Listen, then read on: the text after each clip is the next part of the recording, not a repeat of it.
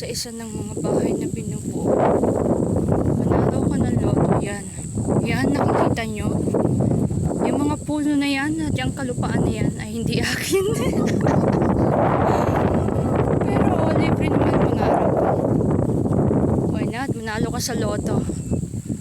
Ay, nako. Naku lang, nako.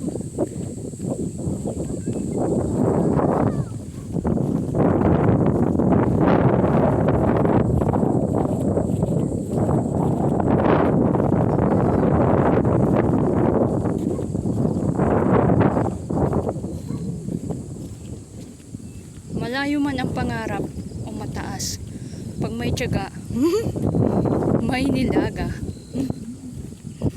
Ano daw? Sana magkabahay din ako. Yung sariling akin. Yung sarili kong pidoy. Pera.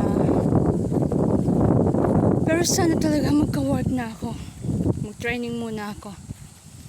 Mahirap kumita sa pagbo-vlogger. Kailangan punong-puno ka ng common sense. Kung hindi ka pangit o joker, at kung may tsura ka naman, kulang ka naman sa talent, wala rin.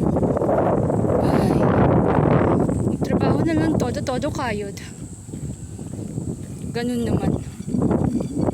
Pero kung para sa'yo, darating din ang swerte mo.